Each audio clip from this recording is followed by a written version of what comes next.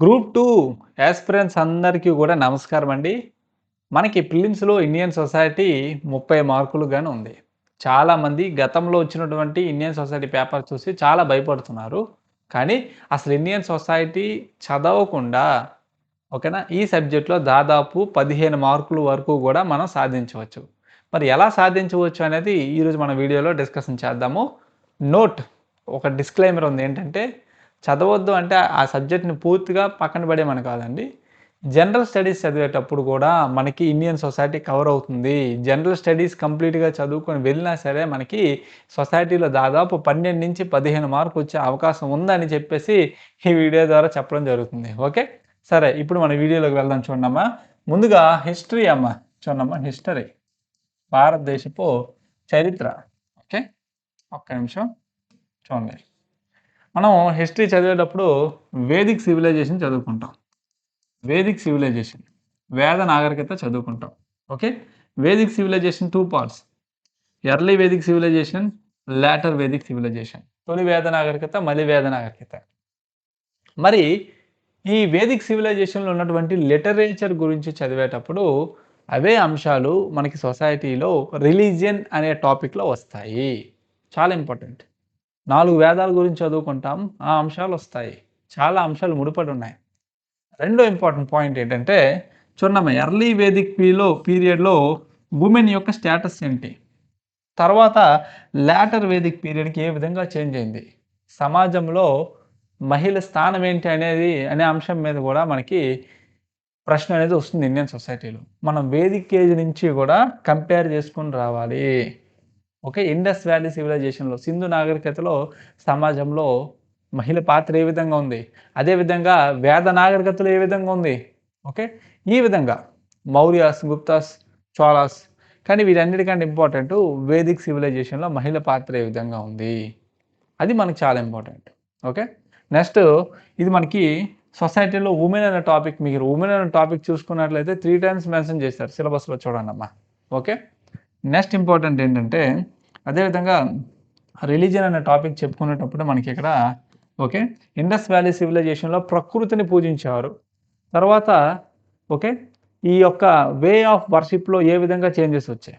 Okay. అదే విధంగా మానవుడు పూజించే దేవుళ్ళలో గూడా మార్పులొచ్చాయి. ఫస్టు ప్రకృతిని పూజించేవారు.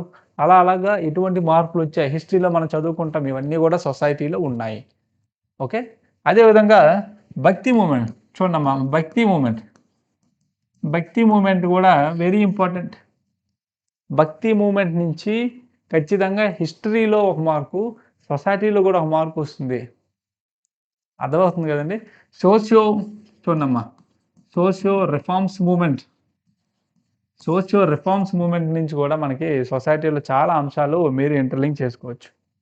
నెక్స్ట్ కుల ఉద్యమాలు, రైతు ఉద్యమాలు, ఇవన్నీ హిస్టరీలో చదువుకుంటాం. ఇవే టాపిక్స్ మనకి సొసైటీలో గూడా ఉంటాయి. ఇప్పుడు నేను చెప్పిన ఈ అంశాలన్నీ గూడా మీరు చూసుకున్నట్లయితే దాదాపు 4-5 మార్కులొచ్చే అవకాశం ఉంది. ఎక్కడ? హిస్టరీలో కాదు, సొసైటీలో. మరొక ఇంపార్టెంట్ అప్డేట్, సొసైటీ సిలబస్ అనేది కంప్లీట్ చేశాము. ఎవరైనా మన ప్రిలిమ్స్ క్లాసెస్ తీసుకోవాలనుకుంటే మన యాప్ లింక్ డిస్క్రిప్షన్‌లో ఉంది. Prelims test series plus mains కేవలం 3000 రూపీస్‌కి మాత్రమే. అది గూడా కొద్ది రోజులు మాత్రమే ఆఫరు. ఓకే. డిస్క్రిప్షన్‌లో నంబర్‌కి కాల్ చేసినట్లయితే మీకు ప్రొవైడ్ చేస్తారు. లేదా కేవలం ప్రిలిమ్స్ కావాలనుకుంటే ప్రిలిమ్స్ తీసుకోవచ్చు. సరే, ఈ అంశాలన్నీ చూసారు కదండీ! అంటే ఒక హిస్టరీలోనే ఇన్ని చాప్టర్స్ మనకి కవర్ అవుతున్నాయి. ఓకే. అదే విధంగా జాతీయ ఉద్యమం జరిగేటప్పుడు మనకి మహిళల పాత్ర, ఎక్కడైనా మహిళల గురించి ప్రస్తావన వచ్చినట్లయితే దాన్ని హైలైట్ చేసుకోండి. ఆ టాపిక్‌ని హైలైట్ చేసుకోండి. ఎందుకంటే చూడండమ్మా, మనకి వుమెన్ అనే టాపిక్ ఉంది. మీకు చెప్పింది అర్థమైంది కదండీ! ఏ విధంగా మనం ఇంటర్‌లింక్ చేసుకోవాలో చెప్తున్నాను. Next polity. చూడండమ్మా, పాలిటీలో మీరు చూసుకున్నట్లయితే ఫండమెంటల్ రైట్స్, ప్రాథమిక హక్కుల్లో ఉండే ప్రతి ఆర్టికల్ మనకి సొసైటీలో రిఫ్లెక్ట్ అవుతుంది. ప్రతి ఆర్టికల్ ఏదో ఒక రూపంలో మనకి రిఫ్లెక్ట్ అవుతుంది. అదేవిధంగా డిపిఎస్పి, ఆదేశిక సూత్రాలు డిపిఎస్పిలో కొన్ని ముఖ్యమైన ఆర్టికల్స్ ఉన్నాయి. అవన్నీ కూడా మనకి పాలిటీలో రిఫ్లెక్ట్ అవుతాయి. నెక్స్ట్ షెడ్యూల్ 5, షెడ్యూల్ 6, షెడ్యూల్ ఏరియాల గురించి చెప్పే ఈ 2 షెడ్యూల్‌లు కూడా మనకి పాలిటీలో రిఫ్లెక్ట్ అవుతాయి. కావాలంటే ఒకసారి చెక్ చేసుకోండి. ఈ అంశాలన్నీ కూడా మీకు సొసైటీలో నేను చెప్పానా లేదా? చెప్పాను కదండీ! నెక్స్ట్ చూడమ్మా, రాజ్యాంగ సంస్థలు, okay, constitutional bodies, national commission on schedule caste, national commission on schedule tribe, national commission on BC, okay, ఈ కమిషన్లు అన్నీ కూడా మనకి పాలిటీలో వస్తాయి. ఓకే, అర్థమవుతుంది కదండి. అదేవిధంగా కొన్ని చట్టాలు చదువుకుంటాం పాలిటీలో, ఇవి కూడా మనకి సొసైటీలో రిఫ్లెక్ట్ అవుతాయి. మరి ఇవన్నీ కానీ మీరు చదువుకున్నట్లయితే దాదాపు వీటి నుంచి 3 లేదా 5 మార్కులు మనకు వస్తాయి. గుర్తుపెట్టుకున్నామా, 3 లేదా 3 నుంచి 5 మార్కులు మనకి ఎక్కడి నుంచి మనకు వచ్చే అవకాశం ఉంది. అంటే కేవలం పాలిటీ అని నువ్వు చదువుకుని వెళ్తే ఈ రూపంలో కూడా మనకి సొసైటీలో మార్కులు వచ్చే అవకాశం ఉంది. ఇది జస్ట్ మీకు ఒక శాంపిల్ చూపించాను. ఈ విధంగా పాలిటీలో ప్రతి అంశము చాలా వరకు కొన్ని అంశాలు సొసైటీతో ముడిపడి ఉన్నాయి. Got it. నెక్స్ట్ చూడమ్మా, నెక్స్ట్ ఎకానమీ. మరి ఎకానమీకి సొసైటీకి ఏంటి సంబంధం అంటే, ఎకానమీలో మనం పథకాల గురించి చదువుకుంటాం, ఓకే, స్కీమ్స్ గురించి చదువుకుంటాం, లేటెస్ట్ స్కీమ్స్ బడ్జెట్ రూపంలో చదువుకుంటాము, సోషియో ఎకనామిక్ సర్వేలో కూడా చదువుకుంటాము. ఓకే, స్కీమ్ అనగానే ప్రతి రంగానికి కూడా ఇక్కడ ఉంటుంది. ఓకే, బీసీలకు స్కీమ్స్ అవ్వచ్చు, ఓకే, ఉమెన్ స్కీమ్స్ అవ్వచ్చు, schedule caste, schedule tribe, okay, children, ముఖ్యంగా చిల్డ్రన్కి ఉన్నటువంటి స్కీమ్స్ అవ్వచ్చు. ఇవన్నీ కూడా మనకి బడ్జెట్లో మెన్షన్ చేస్తారు. ఈ విధంగా స్కీమ్స్ కవర్ అవుతాయి. కొన్ని సందర్భంలో 5 ఇయర్స్ ప్లాన్స్ చెప్పేటప్పుడు కొన్ని ప్రత్యేకమైనటువంటి పథకాలు డిస్కషన్ చేస్తాము. అవి కూడా ఇంటర్లింక్ చేసుకొని చదువుకోవచ్చు. ఓకే, దాదాపు 2 నుంచి 4 మార్కులు వచ్చే అవకాశం ఉంది. ఓకే, నెక్స్ట్ వచ్చేసి చూడమ్మా, current affairs. Very very important. Current అఫైర్స్కి సొసైటీకి చాలా అనుబంధం ఉంది. ముఖ్యంగా చూడమ్మా, సుప్రీంకోర్టు జడ్జిమెంట్స్ అవ్వచ్చు, రిలీజియస్ కన్వర్షన్స్ మీద ఇటీవల తీర్పులు వచ్చాయి. మరి అది సొసైటీతో ఇంటర్లింక్ చేసుకుని అడగచ్చు కదా. అదేవిధంగా గర్ల్స్కి సంబంధించి మెన్స్ట్రుకల్ హైజీన్ మీద సుప్రీంకోర్టు రీసెంట్గా తీర్పులు అనేది ఇవ్వడం జరిగింది. ఇవన్నీ కూడా మనం సొసైటీతో ఇంటర్లింక్ చేసుకుని చదవాలి.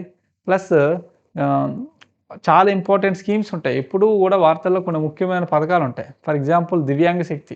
ఆంధ్రప్రదేశ్లో దివ్యాంగులకి ఉచిత బస్సు ప్రయాణం, ఓకే, వాళ్ళతో పాటు వెళ్ళే ఎస్కాట్కి 50% వరకు మనకి తగ్గిస్తారు అమౌంట్. మరి ఇది లేటెస్ట్ అప్డేటే కదా. సిలబస్లో డిజేబుల్ ఉంది కదా. ఓకే, వెల్ఫేర్ మెకానిజం అనే చాప్టర్లో అనే యూనిట్లో డిజేబుల్ ఉంది కదా. మరి వాళ్ళకి సంబంధించినటువంటి పథకాలు చదవాలి కదా. అవన్నీ కూడా ఇక్కడ కవర్ అవుతాయి. ఓకే, మన ఫిలిమ్స్ కోర్సులో మీరు జాగ్రత్తగా అబ్జర్వ్ చేయండి. ఏపీ ఇవన్నీ కూడా సెపరేట్గా పెడుతున్నాం. ఓకే, ఏపీ కరెంట్ అఫైర్స్ అన్నీ కూడా మనం చదువుకోవడానికి ఈజీగా ఉంటుందని ప్రతిదీ కూడా ఎక్స్ప్లెయిన్ చేస్తున్నాం కరెంట్ అఫైర్స్. ఓకే, చూసారు కదండి ఏ విధంగా కవర్ అవుతుందో. నేతన్న సేవలో అని ఒక పథకం ఉంది. ఓకే, వాళ్ళకి మగ్గం ఉన్న వాళ్ళకి అమౌంట్ రాయితీ ఇస్తారు. అంటే ఇవన్నీ కూడా మీరు సొసైటీతో ఇంటర్లింక్ చేసుకొని చదవాలని చెప్తున్నాను. నెక్స్ట్ వచ్చేసి జాగ్రఫీ. అంటే జాగ్రఫీ మనకి అంతగా ఇంటర్లింక్ లేకపోయినా ఇందులో రేసెస్ అనే టాపిక్ ఉంటుంది. ఓకే, లాంగ్వేజ్ అనే టాపిక్ ఉంటుంది. ఇవి అంతగా ఇంటర్లింక్ లేకపోయినా కొంతవరకు మీరు చదవచ్చు. ఓకే, నెక్స్ట్ పాపులేషన్ అనే టాపిక్ ఉంటుంది. ఇది మాత్రం మనకి బాగా ఇంటర్లింక్ చేసుకొని చదవాలి. జనాభా, షెడ్యూల్ క్యాస్ట్ వాళ్ళు ఏ రాష్ట్రంలో ఎక్కువ మంది ఉన్నారు, షెడ్యూల్ ట్రైబ్ వారు ఏ రాష్ట్రంలో ఎక్కువ మంది ఉన్నారు, ఈ డేటా అనేది మనం చదవాలి. ఇది మన జాగ్రఫీలో ఉంది. ఓకే, ఖచ్చితంగా 1 మార్కు వచ్చే అవకాశం ఉంది ఇక్కడి నుంచి. నెక్స్ట్ రాష్ట్రాల గురించి చెప్పేటప్పుడు నార్త్ ఈస్ట్ స్టేట్స్లో, ఓకేనా, ఈశాన్య రాష్ట్రాల్లో ఉన్నటువంటి గిరిజన తెగలు, అంటే ఏ రాష్ట్రంలో ఏ తెగ వాళ్ళు ఉంటున్నారు అనేది కూడా మనం జాగ్రఫీలో చదువుకుంటే మనకి చూడమ్మా 1 లేదా 1 నుంచి 3 మార్కులు వచ్చే అవకాశం ఉంది. ఓకే, ఫర్ ఎగ్జాంపుల్ భూటియా అనే ట్రైబ్, ఓకే, భూటియా అనే ట్రైబ్ ఎక్కడ ఉంది, సిక్కింలో ఎక్కువ మంది కనిపిస్తారు. అంటే నార్త్ ఈస్ట్ స్టేట్స్ చదివేటప్పుడే వీటి గురించి కొంచెం చూసుకున్నట్లయితే మనకు సులభం అవుతుంది. అంటే ఈ విధంగా చూసుకున్నట్లయితే ప్రతి సబ్జెక్ట్తో కూడా సొసైటీకి కనెక్షన్ అనేది ఉంది. ఓకే, మరి ఈ అంశాలన్నీ కూడా నేను క్లాస్ చెప్పేటప్పుడే మీకు చెప్పాను. రిలీజియన్, వేదిక్ సివిలైజేషన్ ఉంటుంది, అది మీరు చూసుకున్నట్లయితే సరిపోతుంది. ప్లస్ హిస్టరీలో చెప్పడం మర్చిపోయాను, బుద్ధిజం జైనిజం ఉంది. ఓకే, ఆ టాపిక్ మీద కూడా మనకి సొసైటీలో ప్రశ్న వచ్చే అవకాశం ఉంది. అంటే ఇలా చాలా టాపిక్స్ ఉన్నాయి. మీకు కొన్ని చూపించాను, కొన్ని మోస్ట్ ఇంపార్టెంట్ చూపించాను అనమాట. అర్థమవుతుంది కదండి. సింపుల్గా మనం 12 నుంచి 15 మార్కులు సొసైటీ చదవకుండా కూడా స్కోర్ చేయొచ్చు. మన సొసైటీ క్లాసెస్ చూసేవాళ్ళు, మన మెటీరియల్ ఫాలో అయ్యేవాళ్ళు. డెఫినెట్‌గా 22 దాటి వస్తాయి మార్కులు. ఎందుకంటే 30కి 25 దాటి వస్తాయని నేను చెప్పట్లేదు. జెన్యూన్‌గా చెప్తున్నాను. 30కి 22 దాటి రావచ్చు. సులభంగా వస్తే ఆ యొక్క మార్కులు పెరగచ్చు. బట్ ఎంత టఫ్‌గా ఇచ్చినా సరే మనం ఇచ్చిన మెటీరియల్ చాలా ఎక్కువ కాబట్టి 22 వరకు రావచ్చు. యూనిట్ 3 వెల్ఫేర్ మెకానిజంలో ప్రతి చట్టము క్షుణ్ణంగా చెప్పాను. మనం ప్రతీదీ కూడా ఓకే.